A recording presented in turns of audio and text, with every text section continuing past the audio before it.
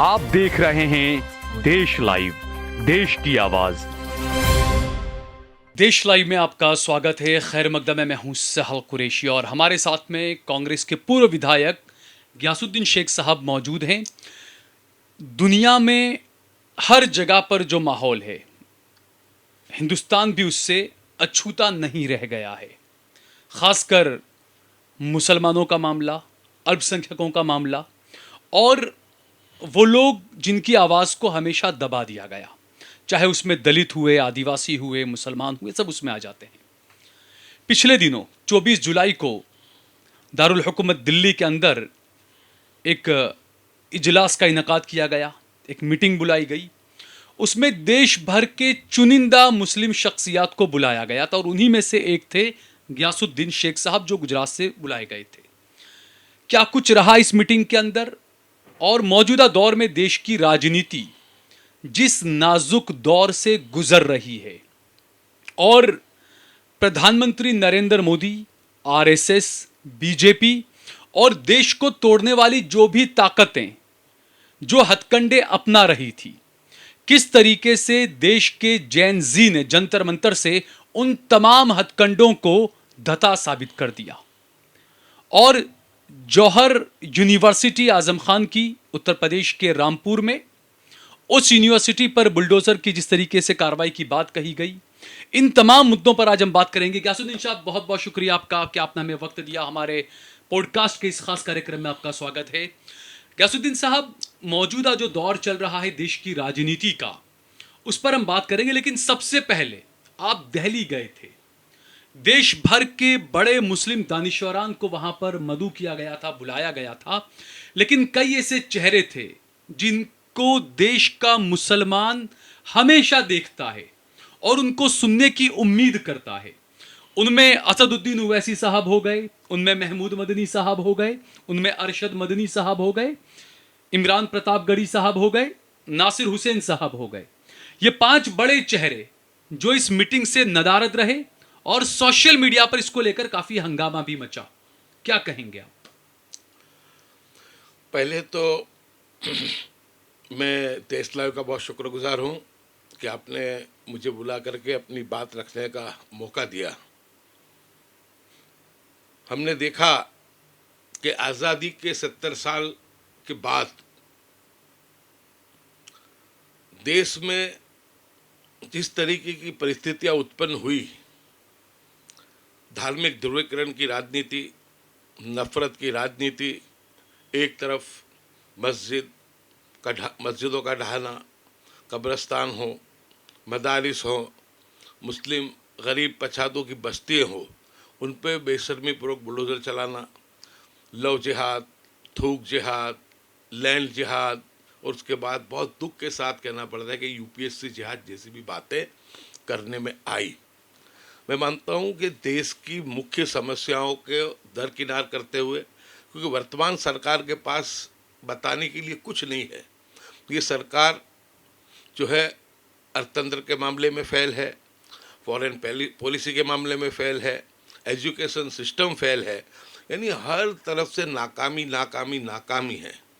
तो जो था, अपनी नाकामियों को ढांकने के लिए आए दिन देश में जो नॉन इश्यूज़ हैं उसको इश्यू बनाना, हिंदू मुस्लिम की राजनीति में उलझा करके देश के लोगों का ध्यान को बांटना, मैं मानता हूं कि ये बहुत बड़ा ही गुनाहित कृत्य केंद्र सरकार द्वारा और भाजपा की राज्य सरकारों द्वारा करने में आ रहा था। जब बहुत इसके मामले में पूरे हिंदुस्तान का मुसलमान परेशान हाल था, उस वक्त में पूर्व राज्यसभा सांसद और आईएमसीआर के अध्यक्ष मोहम्मद अदीब साहब, जो पिछले कई सालों से मुसलसल इस बातों को लेकर के अपनी आवाज़ को बुलंद करते आए हैं, हमेशा उन्होंने ये कोशिश की है कि देश का दलित समाज हो, देश का सिख समाज हो, मानव अधिकार के लिए लड़ने वाले लोग हों, और बिना किसी राज्य की पक्ष का लेबल लेते हुए, चाहे वो आप पार्टी के संजय सिंह हो, आरजेडी के मनोज झा हो, हर वो व्यक्ति जो आज के दौर में इंसानियत की बात को मजबूती के साथ उठा रहा है, देश के संविधान की रक्षा के लिए, देश के लोगों के मौलिक अधिकारों की रक्षा के लिए अपनी लड़ाई लड़ रहा है, उसको उन्होंने बुलाया है और बुला करके ये कोशिश की है कि देश में वही जो हमारी गंगा जमनी तहजीब थी, वो हमारा जो हिंदू मुस्लिम भाईचारा था, वो फिर से कायम हो। तो उसी के सिलसिले में जब आज देश में नफरतें अपने उरूज पे हैं, तो 24 तारीख को कॉन्स्टिट्यूशनल क्लब के अंदर जो मीटिंग रखी गई थी, उसमें देश के नामांकित लोग, जम्मू कश्मीर के पूर्व मुख्यमंत्री फारूक अब्दुल्ला साहब, महबूबा मुफ्ती साहिबा, देश के पूर्व विदेश मंत्री सलमान कुर्सी साहब, इमरान मसूद साहब, इकरा हसन, हम देखें अबू आज़मी साहब, आरिफ मसूद साहब, इसके दीगर सरवर चिश्ती साहब, हमारे शिया हजरात भी वहाँ, कल्ब जवाद साहब, यानी हर धर्म, जाति, मसलक, फिरके को छोड़ करके सभी को एक प्लेटफॉर्म पे लाने का काम IMCR के अध्यक्ष जो मोहम्मद अदीब साहब है, उन्होंने बहुत ही बखूबी किया। और उसका मकसद यही था कि सब सर जोड़ करके बैठे और देश के अंदर एकता, भाईचारे, अमन का माहौल फिर से कायम हो, नाइंसाफ़ी होना बंद हो, उसके लिए एक कोशिश थी। और मैं मानता हूँ कि अल्हम्दुलिल्लाह बहुत अरसे के बाद एक ऐतिहासिक मीटिंग जो थी वो कॉन्स्टिट्यूशनल क्लब में हुई और उसमें सभी ने उस मीटिंग के अंदर एक ही बात पर जोर दिया कि हमको हमारे संवैधानिक अधिकारों के लिए लड़ाई लड़नी पड़ेगी, मिलकर के लड़नी पड़ेगी, इकट्ठा होकर के हमको लड़नी पड़ेगी।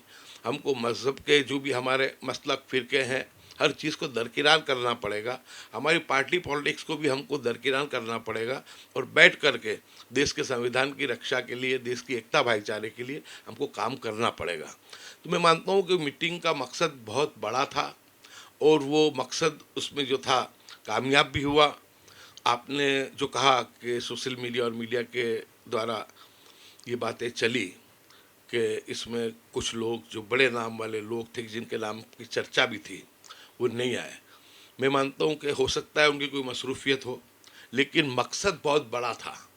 कितनी भी ज़्यादा मसरूफियत हो, ऐसी मीटिंग में सर जोड़ के सबको आना चाहिए और बैठना चाहिए। क्योंकि आज मैं ये कहना चाहता हूँ कि हमारी चाहे जमीयत उलमा हिंद हो, मुस्लिम पर्सनल लॉ बोर्ड हो, जमात इस्लामी हो, हमारे खानकाही निज़ाम चलाने वाले हो, हमारे अजमेर दरगाह से लेकर के जितने भी हमारे बड़े मज़ारात हैं औलिया अल्लाह के, उनका जो है उनका संचालन करने वाले लोग हों, हमारे शिया हजरात हों, जब तक कि हम लोग इकट्ठा होकर के एक प्लेटफॉर्म, एक फेडरेशन बना करके काम नहीं करेंगे, तो वर्तमान जो बहुत ही भयंकर स्थिति है, इसका हम सामना नहीं कर पाएंगे। इसलिए वक्त में सबसे पहले वक्त और हालात की ज़रूरत ये है कि हर चीज़ को दरकिनार करते हुए, अपनी ईगो और अपने अहम को भी दरकिनार करते हुए हम सबको इकट्ठा होना होगा। क्योंकि ये जो 12 साल की भारतीय जनता पार्टी के शासन में मुस्लिम समाज के सियासी लीडरों की, हमारी तंजीमों की, हमारे मानव अधिकार के लड़ने वाले लोगों की क्या औकात है, वो बता दिया है। आज हमारी कोई अहमियत जो है भारतीय राजनीति में नहीं रही है। ऐसे वक्त में हम अलग अलग और अकेले नहीं लड़ सकेंगे। अगर ये स्थिति का सामना करना है, इसका मुकाबला करना है, तो एकजुट होकर के ही हम इसका मुकाबला कर सकते हैं। तो सबसे पहले जितनी भी तंजीमें हैं, पहले भी आप साहल भाई जानते हैं कि अपील हमने 2 साल पहले की थी, आप उसके गवाह हैं। हमने यही बात को पूरे हिंदुस्तान में पहुंचाने की कोशिश की थी कि जितनी भी हमारी तंजीमें हैं, उनको अपना ईगो दरकिनार करते हुए एक फेडरेशन बनाना चाहिए। हाँ, एक अम्ब्रेला फेडरेशन हो जिसके अंदर जितनी भी तंजीमें दूसरी वो सारी एक साथ में काम करें। लेकिन जिस तरीके से जो ये मीटिंग हुई, इसमें हकीकत में, क्योंकि आप देखें सबसे ज़्यादा उत्तर प्रदेश और गुजरात में सबसे ज़्यादा बुलडोज़र का शिकार मुसलमान हुए, मसाजिद हुए, मज़ारात हुए। और इसीलिए गुजरात से आप थे, जुम्मा भाई रामा साहब थे और सूरत से असलम जैकलवाला साहब थे। तो ये जो आपने जो बातें की कि 2 साल पहले भी यही बात को लेकर आपने एक आवाज़ उठाई थी, एक बीड़ा उठाया था, और अभी भी जैसे कच्छ में आप देखें गांधीधाम, इसके अलावा सोमनाथ, द्वारका, पूरा जो पट्टा है सिक्योरिटी के नाम पर वहाँ पर बुलडोज़र चलाया गया। आए दिन गुजरात में, उत्तर प्रदेश में हमने देखा कि मॉब लिंचिंग का शिकार मुसलमान हुए। आए दिन बीजेपी के मुख्यमंत्री, बीजेपी के नेता, बीजेपी के विधायक, बीजेपी के मंत्री, सरकार के मंत्री मुसलमानों के खिलाफ बाकायदा जहर उगल रहे हैं। ये जो मीटिंग थी, जैसा आपने बताया कि सब अपना मसलक से ऊपर उठकर सब लोग आए, लेकिन जिस तरीके से, वापस से मैं यही बात कहूंगा कि जो लोग मुसलमानों की बात करते हैं, जिन पर मुसलमान देखता है, जो लोग वहां पर नहीं थे, तो क्या उनको ये समझाया जाएगा कि आइंदा कभी इस तरह की मीटिंग, इस तरह के इजलास हो तो वो लोग इसमें शामिल हों, हिस्सा लें? और जैसा आपने बताया कि अपना अहम, अपनी चीज़ों को साइड में रखें, ये वो वक्त नहीं है, क्योंकि उनकी 100 साल की मेहनत है, आरएसएस की 100 साल की मेहनत, बीजेपी की 100 साल की मेहनत। लेकिन ऐसा लगता है ना कि उस मेहनत को भी इस बार युवा ने जंतर मंतर पर खड़ा होकर बिल्कुल धता साबित कर दिया।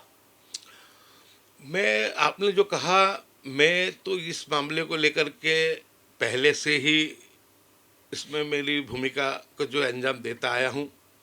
आपको मालूम है कि रामलीला मैदान में आज से 1.5 साल पहले जब एक बहुत बड़ा दलित मुस्लिमों का सम्मेलन था, बिल्कुल। उस सम्मेलन के अंदर राष्ट्रीय अध्यक्ष कांग्रेस पार्टी के मल्लिकार्जुन खड़गे जी मौजूद थे। उनके मौजूदगी में मैंने इस बात को तरजीह दी थी कि कांग्रेस से मल्लिकार्जुन खड़गे जी बोलते हैं, राहुल जी मुखर होके बोलते हैं, देश में इतनी बड़ी यात्रा, भारत जोड़ो यात्रा, नफरत छोड़ो भारत जोड़ो यात्रा राहुल जी निकालते हैं, और प्रियंका गांधी जी भी इस बात को लेकर के चलती, और दीगर भी कुछ शीर्ष नेतृत्व के लोग इस पर बोलते हैं। लेकिन पूरी कांग्रेस पार्टी को इसके लिए बोलना चाहिए, राज्य की इकाइयों के भी बोलना चाहिए। यानी मैं कांग्रेस का नुमाइंदा होने के बावजूद मैंने कांग्रेस अध्यक्ष के सामने भी इस बात को मैंने मुखर होकर के रखा था।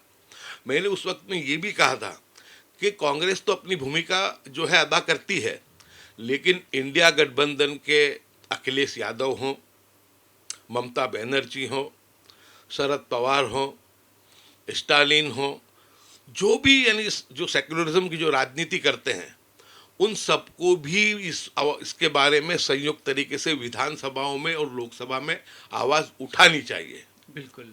और अल्हम्दुलिल्लाह उसका असर भी हुआ था।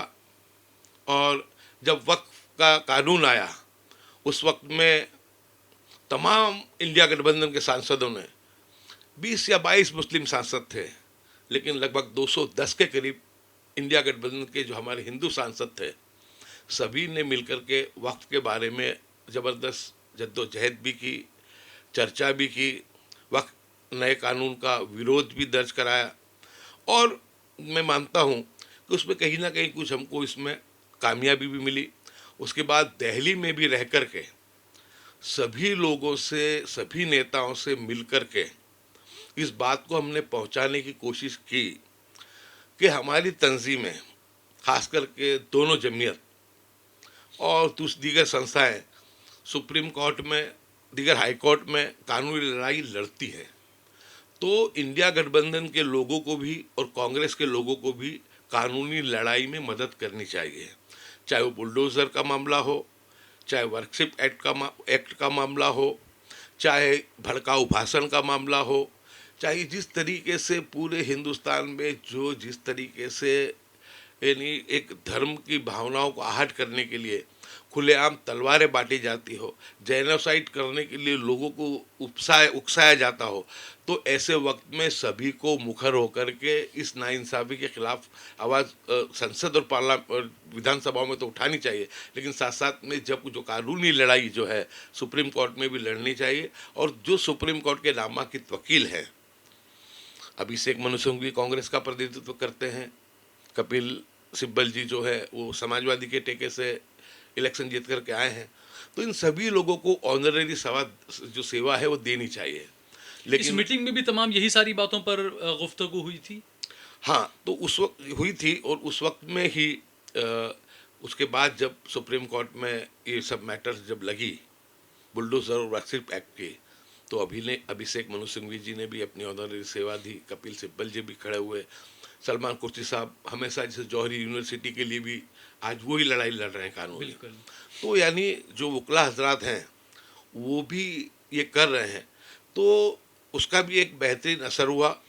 तो मैं ये मानता हूँ कि अब जो भी हमारी तंजीमें हैं वो एक फेडरेशन बनाए, और जो हमारी लीडरशिप है, जो मुस्लिम समाज के नाम पे नेतृत्व करती है और कांग्रेस और दीगर पार्टी उनको अपना नेता बनाती है, राज्यसभा में भेजती है, उनको पार्लियामेंट के चुनाव लड़वाती हैं, विधायक बनाती हैं, तो सबकी जिम्मेदारी ये है कि जब हम बहुत मुखर होकर के अपनी बात को मंचों से रखते हैं, तो जब ऐसी कोई अहमियत वाली मीटिंग जो कॉन्स्टिट्यूशन क्लब में थी, तो उसमें सभी को, जो लोग नहीं थे नाम, जिनके बड़े नाम हैं, उनको सभी को अपने कामों को दरकिनार करते हुए भी इस मीटिंगों में शामिल होना चाहिए। और एक 80 साल का बूढ़ा आदमी मोहम्मद अदीब, उनको देख करके लगता है कि 18 साल का नौजवान है, तो वो लड़ाई लड़ रहा है और कोई उसकी जो है कोई पॉलिटिकल कोई महत्वाकांक्षा नहीं है।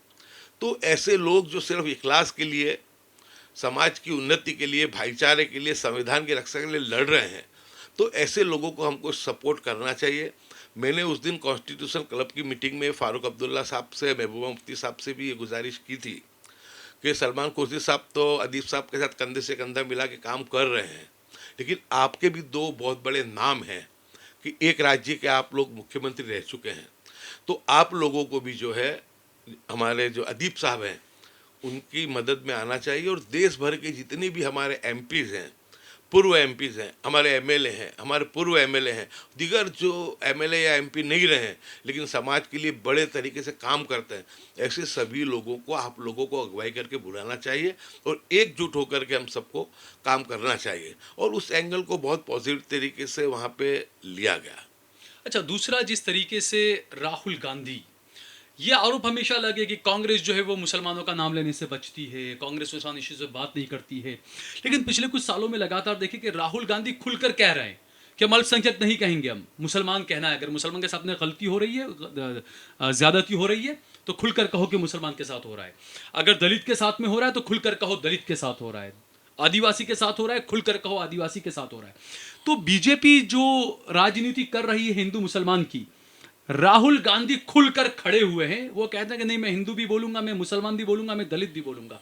खुलकर मुसलमानों का भी समर्थन, खुलकर दलितों का भी समर्थन कर रहे हैं राहुल गांधी।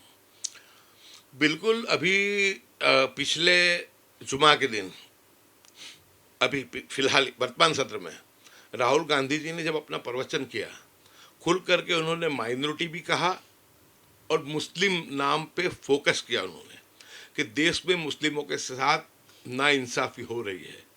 तो मैं मानता हूँ कि राहुल गांधी जी का जो कमिटमेंट है, मेरे को इतना अनुभव मिला है, मैं इतना समझ सका हूँ कि जब तक गांधी परिवार राजनीति में है, सोनिया जी, राहुल जी और प्रियंका जी, वहाँ तक कांग्रेस की विचारधारा में कभी भी परिवर्तन नहीं होगा।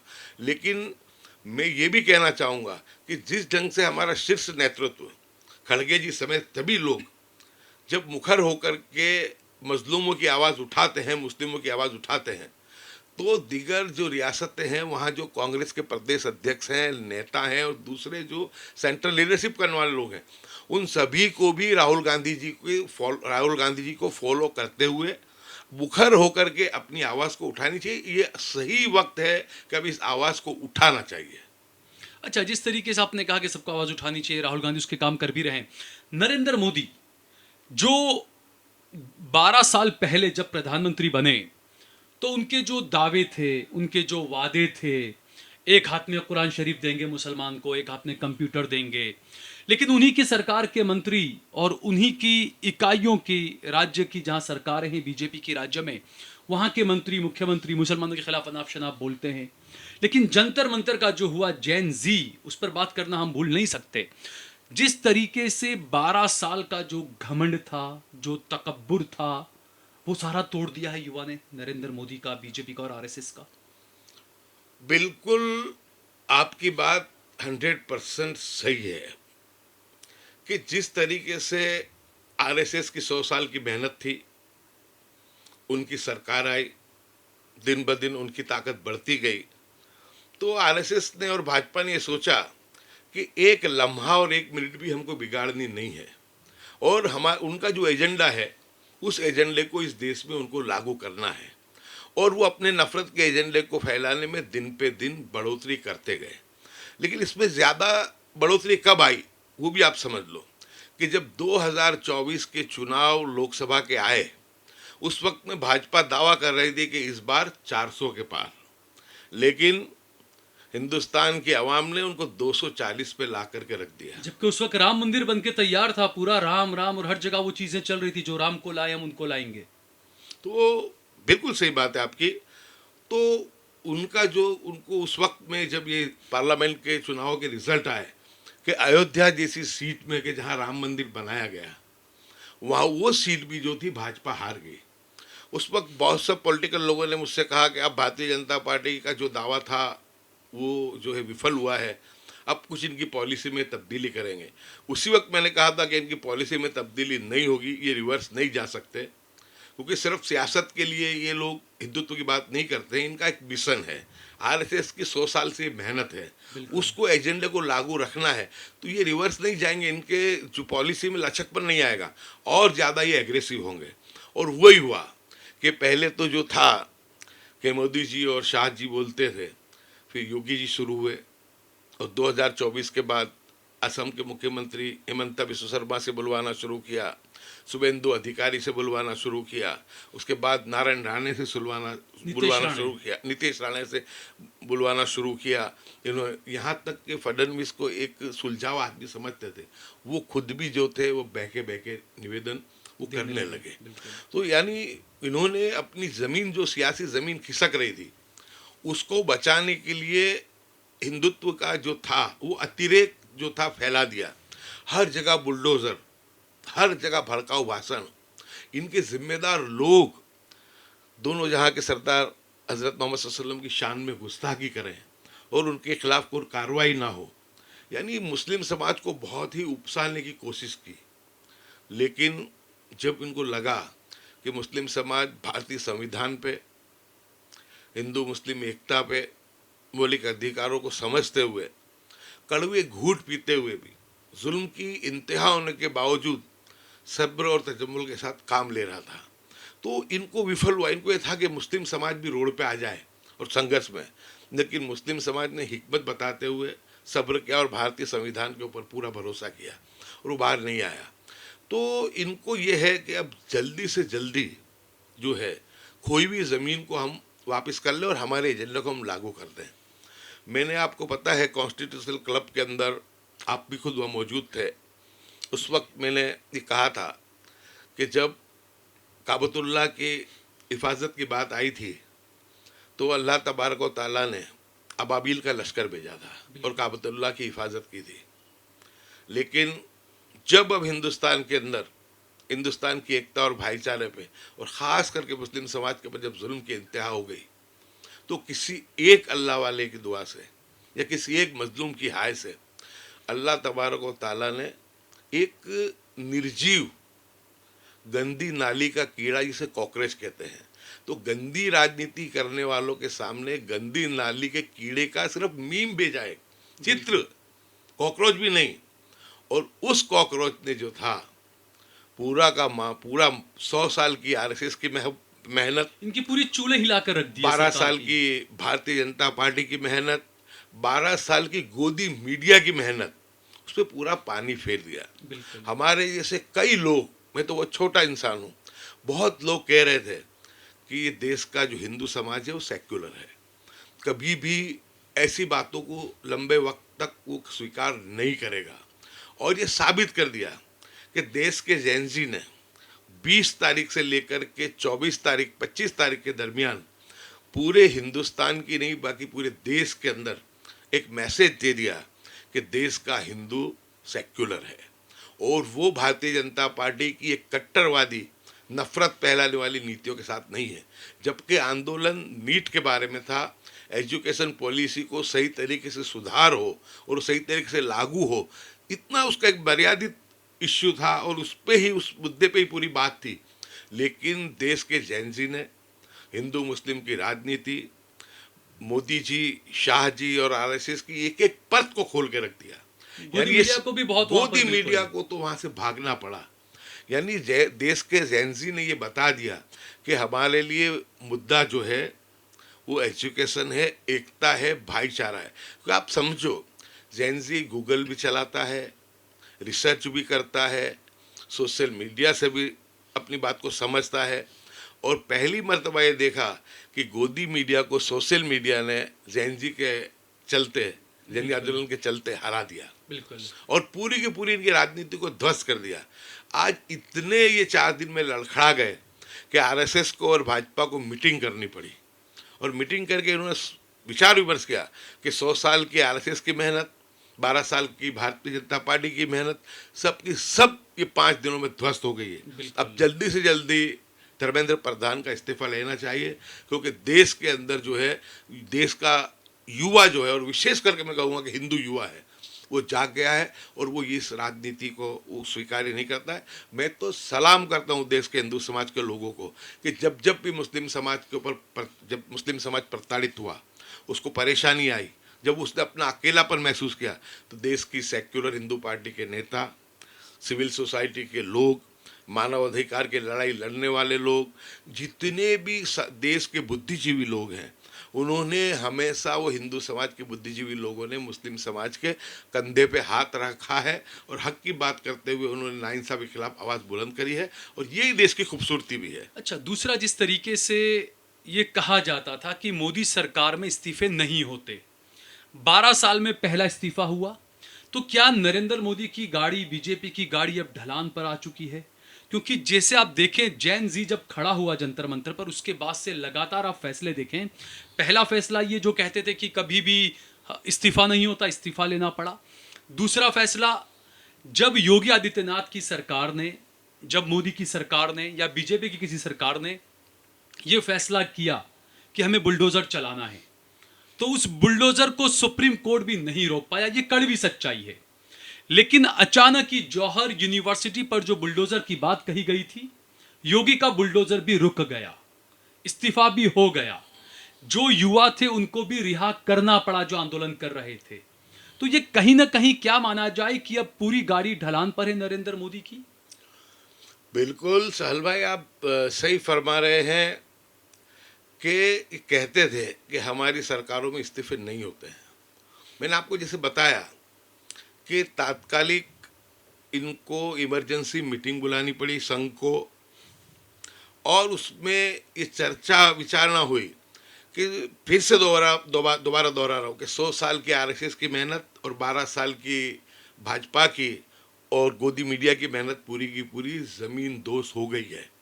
अगर हम अब इस चीज़ को कंट्रोल नहीं करेंगे, तो हमारे जो 100 साल की जो मेहनत थी उसका कोई मतलब निकलने वाला नहीं है। उस वजह से आनन फानन में इनको जो था, जैनजी से डर करके इनको धर्मेंद्र प्रधान का इस्तीफा भी लेना पड़ा। और जो योगी, जिनके हर बात में तकब्बुर झलकता है, हर बात जहर उगलते हैं हर बात में, लेकिन आप देखो कि अभी तो इंटरिम ऑर्डर है कि नेक्स्ट ऑर्डर तक इसको अभी स्थगित किया गया है, परमानेंट इसको हटाया नहीं गया है। लेकिन परमानेंट भी जो था, जौहर यूनिवर्सिटी को तोड़ने का, इनको हटाना पड़ेगा। उसके पीछे का कारण भी यही है कि जिस तरह जौहर यूनिवर्सिटी के अंदर, जिस तरह टिकैत जो किसानों के नेता हैं, उन्होंने कहा कि बुलडोज़र की लड़ाई जो है वो ट्रैक्टर से होगी। चंद्रशेखर आज़ाद ने कहा कि लड़ाई को लड़ने हम वहाँ जाएंगे।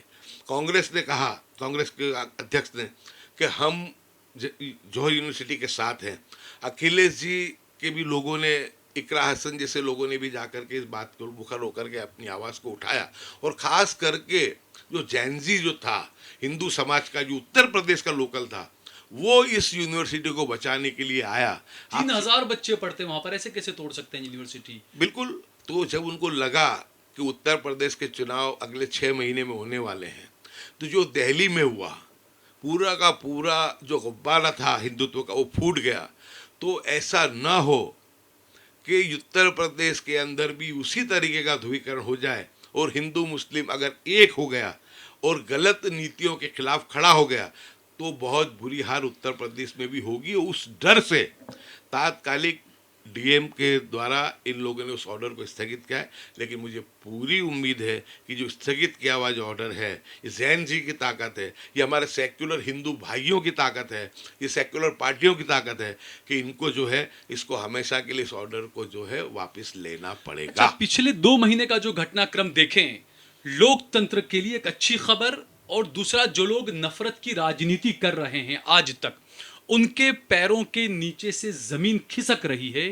क्योंकि सिर्फ जंतर मंतर और जैनसी नहीं, सिर्फ जौहर यूनिवर्सिटी नहीं, हमने देखा राजस्थान के अंदर जिस तरीके से सिक्योरिटी के नाम पर, सुरक्षा के नाम पर जिन मसाजिदों को, जिन मज़ारात को शहीद किया गया, वहां पर भी मुसलमानों से ज्यादा हिंदू भाई सड़क पर निकल कर आए, हिंदू महिलाएं, हिंदू बुजुर्ग, हिंदू युवा।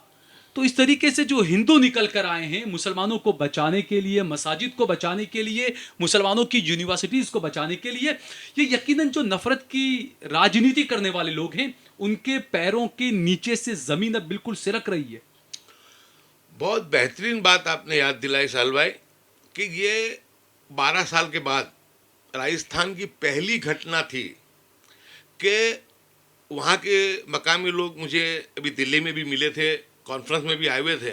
उन्होंने कहा कि हमने जो टारगेट किया था तो हमको ये था कि 5-10 हज़ार हिंदू समाज के लोग आएंगे, लेकिन हमारी सोच के बाहर 25 से 30 हज़ार हिंदू समाज के लोग आए, और वो जो रैली निकली वहाँ पे और कलेक्टर को उनको आवेदन पत्र दिए, उसके अंदर 90% उस रैली में हिंदू समाज के लोग थे। 90%। यानी ये देश के अंदर एक भारत जोड़ो यात्रा जब निकली राहुल जी की, उस वक्त कुछ उम्मीद जगी थी, और जैन जी आंदोलन शुरू भी नहीं हुआ था, उसके पहले राजस्थान की आवाम ने ये जो था साबित करके बताया कि देश का जो हिंदू समाज है वो सवाया सेक्युलर है। मैं मानता हूँ कि हिंदू समाज मुस्लिम समाज से भी कई बातों में ज़्यादा सेक्युलर है, और उसका परचम जो था वो राजस्थान के आवाम ने दिया। मैं राजस्थान के लोगों का भी बहुत बहुत शुक्रगुजार हूँ। जैन जी, उसके बाद जैन जी का आंदोलन शुरू हुआ, और जैन जी के आंदोलन ने तो पूरी देश की राजनीति बदल दी। आप साल भाई समझ लो कि जब भारतीय जनता पार्टी के नेता प्रधानमंत्री जी और गृह मंत्री अमित शाह जी तकब्बुर के साथ कहते थे कि 2047 तक भारतीय जनता पार्टी का शासन इस देश में रहेगा, कोई हिला नहीं सकता, कोई उसको हिला नहीं सकता, तो हमारे जैसे कई लोगों को, मैं तो बहुत छोटा हूँ लेकिन बहुत सीनियर लोगों को भी ऐसा लगता था कि जो इस तरीके से पूरी सिस्टम को इन्होंने काबू कर लिया है, ईडी हो, सीबीआई हो, इलेक्शन कमीशन हो, पैसा हो, उद्योगपति हो, हर चीज पर कंट्रोल कर लिया था। तो और सबसे ज्यादा तो आप देखो कि ये सरकार जो है वो लोकशाही तरीके से इलेक्ट नहीं हुई है। पूरे के पूरे चुनाव में वोट चोरी कर करके सरकार बनी है, और ये एस्टैब्लिश हो चुका है। उसके बाद एसआईआर के नाम पे इन्होंने जो किया, और उसका ही खामियाजा पश्चिम बंगाल में भी भुगतना पड़ा। यानी एसआईआर करके, इलेक्शन कमीशन को हाथा बना के, गैर संवैधानिक तरीके से बाहुबल के जरिए पैसे से और साम दाम दंड भेंट से चुनाव जीते हैं। ये चुनाव सही तरीके से, चुनाव लोकशाही के तरीके से चुनाव नहीं जीते हैं। तो ये सभी को पता है कि ये जो सरकार ये ढगोसला करती है, ये लोकशाही को कहीं भी सम्मान नहीं देती है, और उसी वजह से, उसी कारण से ऐसा लगता था कि जब पूरा तंत्र और पूरी संवैधानिक संस्थाएं इनके कंट्रोल में है, और हिंदू मुस्लिम की राजनीति गोदी मीडिया के माध्यम से जो चला रहे हैं, तो 2047 तक इनको कोई हटा नहीं पाएगा। लेकिन देखो, ईश्वर की, अल्लाह की ये शान है। मैंने पहले भी कहा कि इस तरह काबतुल्लाह की हिफाजत के लिए अबाबिल आए थे। इस मरतबा जो थे, जो भारत जोड़ो यात्रा का भी बहुत बड़ा रोल रहा है देश के मानस को बनाने में, राजस्थान के हिंदू आवाम का भी बहुत बड़ा रोल रहा, और पूरा का पूरा नैरेटिव जो था वो दीपके के जो ये आंदोलन है, इस आंदोलन ने, जैन जी ने पूरी देश की राजनीति को बदल के रख दिया। भारतीय जनता पार्टी और आरएसएस में खलबली है, डर चुके हैं। अब ये चीज़ रुकने वाली नहीं है, क्योंकि एक एक परत हजारों लोगों ने देखी, लाखों लोगों ने, हजारों रील जो थी, ये एक पैसा आंदोलन था जो देश में भी चल रहा था और विदेश में भी चल रहा था। आज तक कभी भी विपक्ष का, भारतीय जनता पार्टी के अलावा का आंदोलन, सिर्फ एक राम जन्मभूमि का आंदोलन ऐसा था कि जो विदेशों में भी चला था। ये पहला आंदोलन है जो विदेशों में भी चला है। तो यानी आप ये समझ लो कि ये हिंदुस्तान के लिए बहुत बड़ी राहत की बात है। सेक्युलरिज्म में मानने वाले, इंसानियत में मानने वाले, संविधान के मौलिक अधिकारों की रक्षा करने वाले जो निष्पक्ष लोग हैं, जो सही मानों में राष्ट्रवादी हैं, उनका सबका जो सीना था वो चौड़ा हो गया और सर जो है उनका जो है गर्व के साथ बुलंद हो गया कि इस देश के युवा जैन जी ने, और विशेषकर उसमें जो ज़्यादातर सभी उसमें हमारे हिंदू समाज के लोग थे, उन्होंने पूरी भारतीय राजनीति को बदल के रख दिया। और मैं ये मानता हूँ कि अब जो है बीजेपी गवर्नमेंट का काउंटडाउन शुरू हो गया है। अब आने वाले दिनों में हर एक दिन, क्योंकि जितने भी इनके ढकोसले थे, जितनी भी इनकी नौटंकी थी, पूरी की पूरी जेनजी ने सोशल मीडिया के माध्यम से खोल दी। मिलियनों लोगों ने सब देखा है। मैं तो कई बार मजाक में कहता भी हूं कि कीचड़ में कमल खिलता है, ये कहते थे। तो कीचड़ में से कुछ चीज को निकाल के फेंकेगा तो कॉकरोच ही निकाल कर फेंकेगा, तो कॉकरोच आए। दूसरा एक ही कि 12 साल के अंदर हम कभी सोच नहीं सकते थे कि नरेंद्र मोदी के खिलाफ कोई युवा कुछ बोल भी सके, विरोध भी कर सके। लेकिन जिस तरीके से वीडियोस निकल कर आई, कुछ लोग उसका विरोध कर रहे हैं। मैं खुद हिंसा का या गलत शब्दावली का मैं खुद नहीं उसका समर्थन करता हूं, लेकिन ये सवाल है कि क्या ये जो युवा जो गालियां दे रहा था नरेंद्र मोदी को, बीजेपी को, क्या ये नरेंद्र मोदी ने खुद ने तैयार नहीं किया था? क्या बीजेपी के खुद के सांसद संसद के अंदर खड़े होकर एक मुसलमान सांसद को कटवा, भड़वा, डल्ला न जाने क्या क्या कह रहे थे? तो ये उन्हीं का जो किया हुआ चीजें थी, वही अब जैन जी ने वीडियो की शक्ल में लपेट कर मोदी तक पहुंचा दी, ऐसा लगता है। देखो कि प्रधानमंत्री देश के प्रधानमंत्री होते हैं।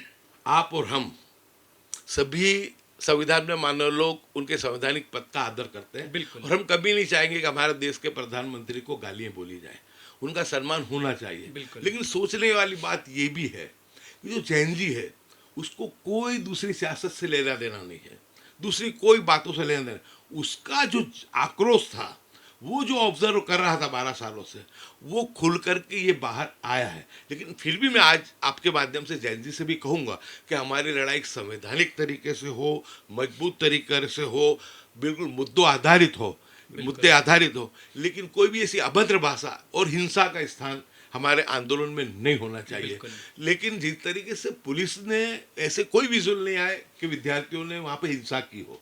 आज सुप्रीम कोर्ट ने भी कहा है कि सुकून और शांति के साथ आंदोलन करने वाले लोगों के साथ लाठी नहीं चलानी चाहिए, उनको प्रताड़ित नहीं करना चाहिए। सुप्रीम कोर्ट को भी आज मैं मानता हूँ कि जो एक हमको हमारी न्याय प्रणाली पे बहुत भरोसा और विश्वास है, लेकिन कुछ जो जजमेंट जो आया, जिस तरीके से राम जन्मभूमि बाबरी मस्जिद का जजमेंट आया, दूसरे बहुत सब चीज़ों के अंदर जो जजमेंट आया, तो कहीं ना कहीं कानून प्रक्रिया में विश्वास करने वाले लोगों का भी जो था वो विश्वास डगा था कि हमारी कोर्टें भी, क्योंकि आप ये देखो कॉकरोच जनता पार्टी का मामला भी जो उठा है सुप्रीम कोर्ट के चीफ जस्टिस के कहने पे उठा है। उनकी टिप्पणी हो सकता है कि सुप्रीम कोर्ट के चीफ जस्टिस ने ये कहा हो तो उनके मन में ये रहा हो कि मैं चीफ जस्टिस हूँ और मैं मुख्यमंत्री बड़ा प्रधान की जो है देश के, उनकी गुड बुक में आ जाऊँ। लेकिन पूरा का पूरा मामला लोगों ने उसको बिखेर दिया। यहाँ तक कि सोशल मीडिया में जैन जी ने तो ये भी कहा कि जो इंडिया गठबंधन के जो लोग हैं, क्योंकि अब भाजपा तो जो चीफ जस्टिस को कभी बचाव नहीं करेगी, तो उनको जो है आने वाले दिनों में अगर इंडिया गठबंधन की सरकार बनती है तो वो उसके लिए जो हमारे वर्तमान चीफ जस्टिस है उनको जो है राष्ट्रपति बनाना चाहिए, खिताब देना चाहिए, उनको राष्ट्रपति बनाना चाहिए।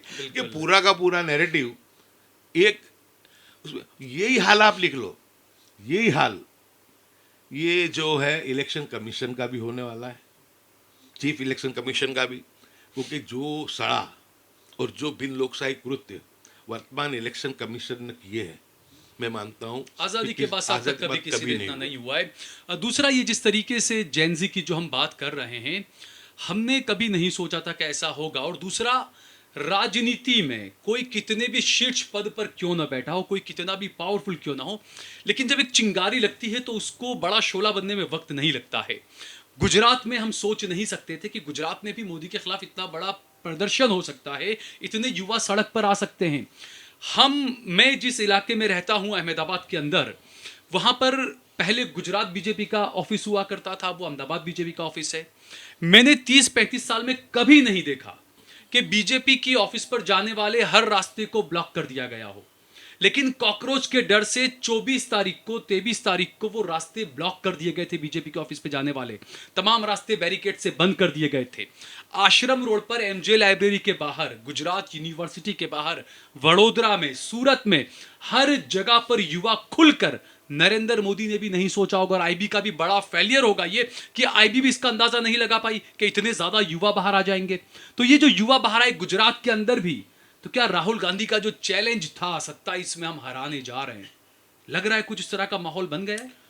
अभी जैसे मैंने आपको बताया कि पिछले जुमा के दिन जब उन्होंने स्पीच दी थी पार्लियामेंट में, तो उन्होंने उस वक्त में मुस्लिम अल्फाज जो नाम है वो खुल करके बोला था। उसी वक्त उन्होंने ये कहा कि 27 में हम चुनाव गुजरात का जीत के बताएंगे। तो किसी पीछे से भाजपा के सांसद ने टिप्पणी की कि आप गुजरात तो जा नहीं रहे हो, तो उन्होंने कहा कि दूसरे भी नेशनल लेवल पे बहुत काम है, लेकिन गुजरात भी जाया जाएगा। और मैं दोबारा कहता हूँ, पहले भी मैंने पार्लियामेंट में कहा था कि गुजरात हम जीत के बताएंगे। आप समझ लीजिए कि पूरे देश में एंटी इनकम्बेंसी है, उससे कोई इनकार नहीं कर सकता है। अगर एंटी इनकम्बेंसी ना होती तो ये जो आज जैन जी ने जो आंदोलन चलाया ये नहीं होता। जैन जी ने पूरे देश के जो डरे हुए लोग थे, और मैं ये मानता हूँ कि सबसे ज्यादा विपक्षी पार्टी के लोग डरे हुए थे। अच्छा, कुछ लोग ये, हाँ जी आप पूरा कंप्लीट करिए। कुछ लोग डरे हुए थे, तो वो लोग मुखरों के बाहर नहीं आते थे, लेकिन जैन जी ने बता दिया कि ये बहुत कमजोर दीवार है, से डरो मत। और राहुल गांधी तो पहले से ही कहते हैं कि डरो मत, मुकाबला करो। तो लोगों को उन्होंने एक मैसेज दिया है, और लोग गुजरात में भी बहुत मुखर होकर के बाहर आए। एनआईबी ने सब रिपोर्ट दिल्ली दिए हैं, जब उनको लगा कि हमारा गृह राज्य कि जिस मॉडल को बता के हमने पूरे देश का शासन छीन लिया कांग्रेस से, अब उस गुजरात में भी आग लगी पड़ी है। वहां का भी जैन जी और वहां के भी लोग इस बात को कर रहे हैं। उसी वजहों से ही तो जो था कि धर्मेंद्र प्रधान का इस्तीफा लेना। अच्छा, नींव जो है वो दरकने लगी है, गुजरात में भी होने लगा है। 27 में अगले साल इलेक्शन भी हैं, और कुछ लोग ये भी कह रहे हैं कि शनिवार और रविवार था।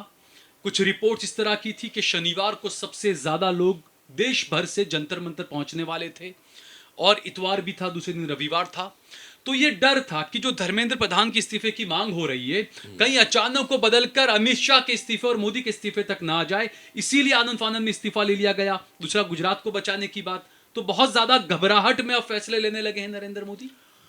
बिल्कुल, वो जो बात थी कि शनिचर इतवार को जमावड़ा आएगा, आप ये सोचो इनके डरने के पीछे का कारण गुजरात में भी आंदोलन शुरू हुआ था, दूसरा विदेशों में शुरू हुआ। बिल्कुल। और सिर्फ जंतर मंतर तक आंदोलन सीमित नहीं रहा है साल, हर राज्य में हुआ है, हर राज्य में शुरू हुआ। तो उनको लगा कि आंदोलन तो आग की तरह जो है ये फैल रहा है। और अब आप समझ लो शीशे में दरार हो गई है, ये सरकार के शीशे में, इसको जो है अब रिपेयर करना ये नामुमकिन है।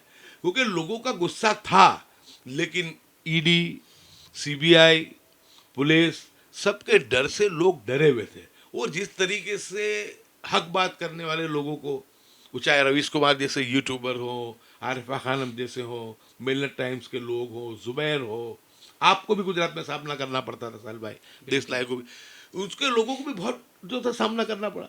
मैं तो सैल्यूट करता हूँ आज कि गोदी मीडिया नाम देने वाले रवीश कुमार थे। जब वो चीखते थे, चिल्लाते थे, उनके जैसे लोग, आपके जैसे लोग, आरिफा खान जैसे लोग, अजीत अंजुम जैसे लोग, योगेंद्र यादव जैसे लोग, पुण्य पसंद वाजपेयी, तो हमको ऐसा लगता था कि बेचारे अपने अपने तरीके चीख रहे, लेकिन कोई इनकी आवाज़ को सुनने वाला नहीं है। लेकिन कुदरत की लाठी में आवाज़ नहीं है। जिस तरीके से गोदी मीडिया को भागना पड़ा है, सबसे तो तिल मिलाई आज गोदी मीडिया है। बिल्कुल, रिपोर्टर जा ही नहीं पा रहा था, कोई जा ही नहीं पा रहा था, वहां पर अपने किए की सजा भुगत रहा है गोदी मीडिया भी। लेकिन वो जो 12 साल का जो आक्रोश था, भारतीय जनता पार्टी जो समझ रही थी कि पूरे देश को हमने अंधभक्त बना दिया है, ऐसा नहीं था। वो भ्रम टूट गया, वो भ्रम टूट गया। वो डर था, खौफ था। और जिस तरीके से मुखर होकर भारत की जो जनता आई है, क्योंकि जनता ने ऑब्जर्व कर लिया है कि चुनाव वोट चोरी करके, तमाम एजेंसियों को काम में लगा के, इलेक्शन कमीशन को मोहरा बना के, पैसे से ईडी, यानी मोदी के तमाम हथकंडों को जनता समझने लगी, खासकर युवा समझने लग गया है। इससे एक दिन में सोच नहीं आ सकती। बिल्कुल। अच्छा, दूसरा एक आखिरी सवाल आपसे, ये कि माहौल जिस तरीके से बन रहा है पूरे देश में, मोदी के खिलाफ, बीजेपी के खिलाफ, आरएसएस के खिलाफ, कर्नाटका में तो बात भी चली कि आरएसएस से कई सवाल पूछे गए, आप अपना डाटा दीजिए और तमाम चीज़ें।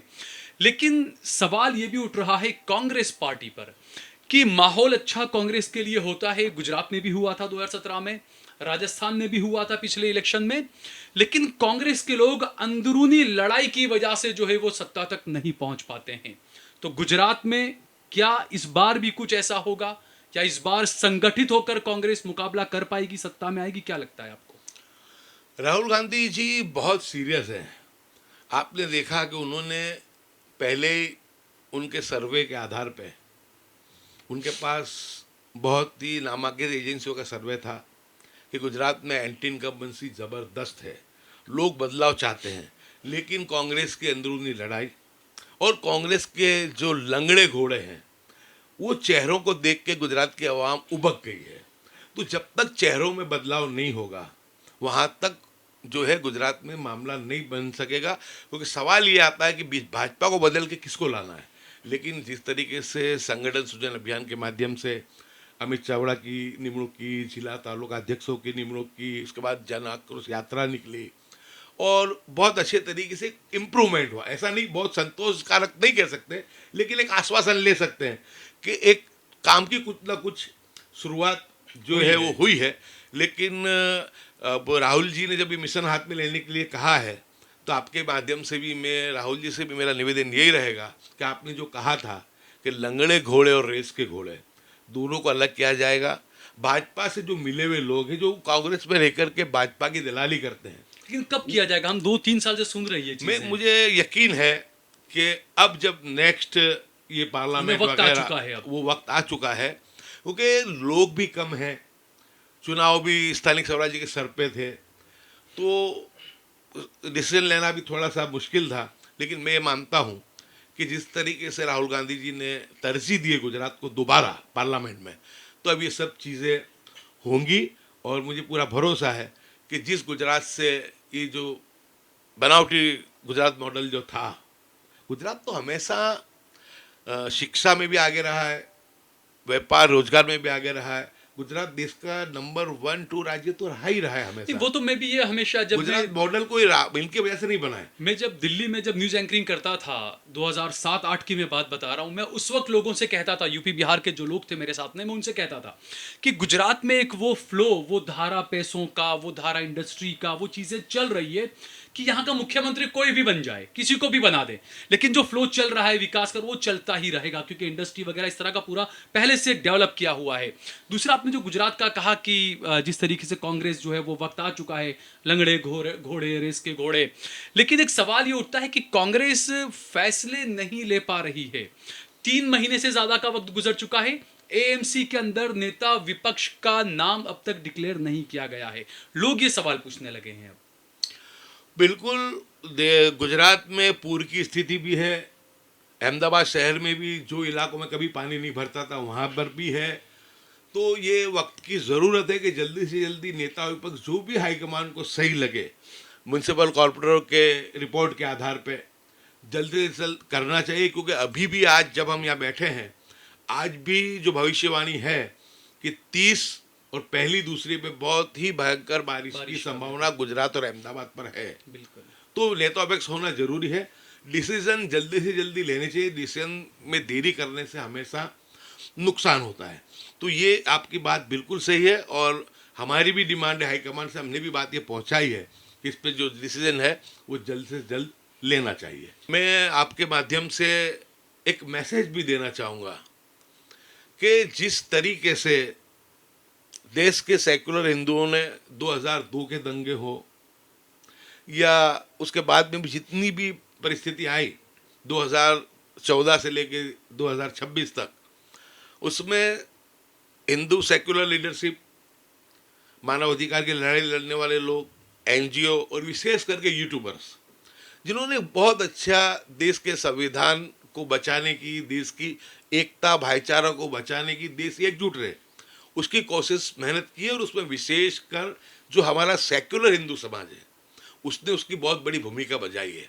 और आज ये 100 साल की आरएसएस की मेहनत, 12 साल की भाजपा की केंद्र सरकार की मेहनत, गोदी मीडिया का जहर, इस सबको अगर किसी ने विफल किया है तो वो मैच्योरिटी जैन जी हिंदू समाज के लोगों ने किया है। बिल्कुल। तो अब हमारी भी जिम्मेदारी है, मुस्लिम समाज की भी जिम्मेदारी है कि हम सेक्युलर हिंदू लीडरों के साथ का मामला, मानव अधिकार की लड़ाई लड़ने वाले लोगों के साथ, सेक्युलर हिंदू भाइयों के साथ हम हिंदू मुस्लिम एक दूसरे की धार्मिक भावनाओं का आदर करें, सम्मान करें।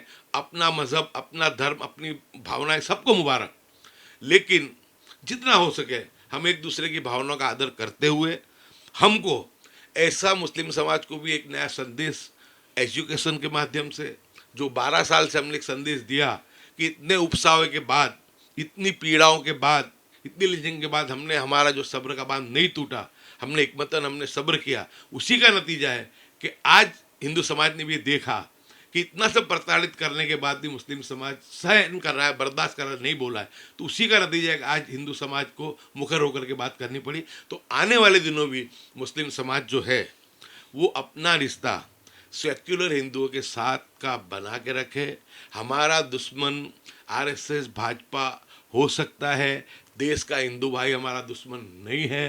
हिंदू भाइयों के साथ का हमारा रिश्ता बना रहे, हिंदू मुस्लिम एकता बनी रहे, और हम भी आने वाले दिनों में जो हमारे नबी सल्लल्लाहु अलैहि वसल्लम ने जो अखलाक बताए थे, बेहतरीन अखलाक से हम लोग जो है, हमारा जो नज़रिया है, हमारी जो सोच है, उसको हम लोग पेश करें। मैं मानता हूँ कि देश सही मानों में दुनिया का सबसे महान देश है। इतना जहर उगलने के बाद भी आज 4-5 दिन के अंदर जब पूरे देश की राजनीति बदल सकता हो यहाँ का हिंदू समाज, मैं ये मानता हूँ कि मुस्लिम समाज ने जो 12 साल सब्र से जमुल से काम लिया है, तो आने वाले दिनों में भी अपने जो रिश्ते हैं वो सेक्युलर हिंदू भाइयों के साथ के रिश्तों को हम लोग बढ़ाएं। तो मैं मानता हूं कि देश की भी बहुत बड़ी सेवा होगी।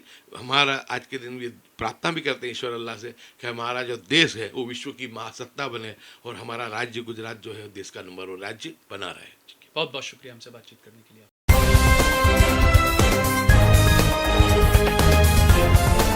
देश और दुनिया की तमाम छोटी और बड़ी खबरों के लिए हमारे चैनल को सब्सक्राइब करना न भूलें और बेल का बटन जरूर दबाएं।